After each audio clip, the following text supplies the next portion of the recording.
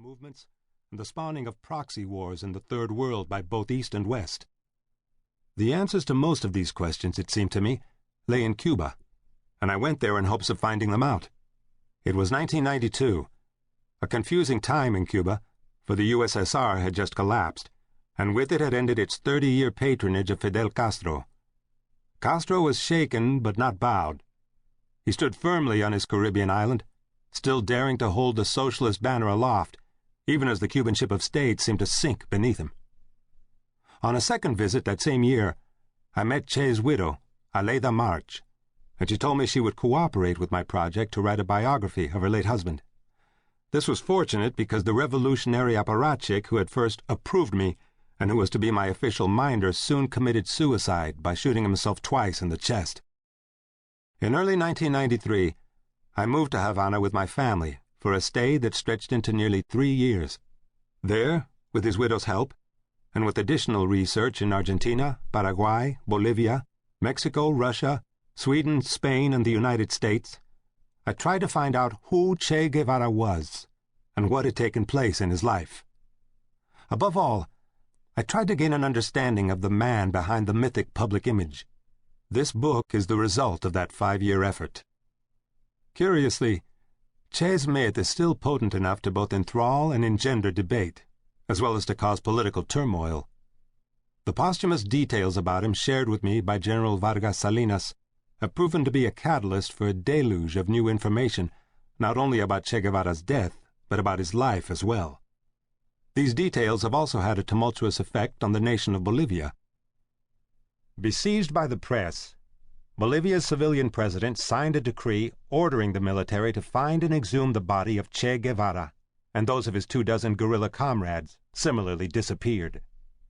The ensuing public spectacle of former guerrillas, soldiers, and forensic experts digging holes on the outskirts of Valle Grande, as gawking crowds gathered and newsmen prowled for quotes, reopened many old wounds in the country, threatening to reveal the murkier details of an episode long regarded as a state secret. The Bolivian armed forces complied with the president's order, but were angry at Vargas Salinas for his betrayal, and they pressured him to guard his tongue. After appearing in Valle Grande to declare he could not remember exactly where Che was buried, he returned home, where he was placed under temporary house arrest.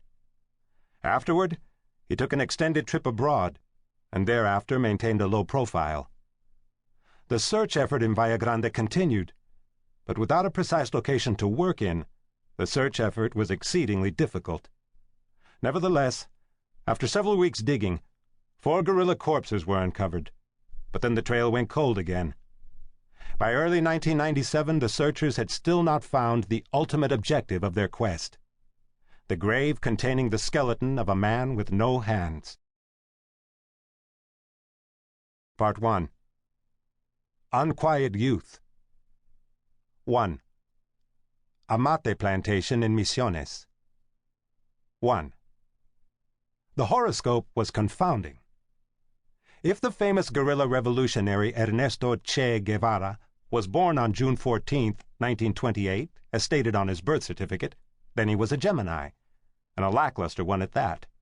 The astrologer, a friend of Che's mother, did her calculations again to find a mistake, but the results she came up with were the same. The Che that emerged was a gray, dependent personality who had lived an uneventful life. There were only 2 possibilities. Either she was right about Che, or she was worthless as an astrologer. When shown the dismal horoscope, Che's mother laughed. She then confided a secret she had guarded closely for over 3 decades. Her famous son had actually been born 1 month earlier, on May 14th. He was no Gemini, but a headstrong and decisive Taurus. The deception had been necessary, she explained, because she was 3 months pregnant on the day she married Che's father. Immediately after their wedding, the couple had left Buenos Aires for the remote jungle backwater of Misiones.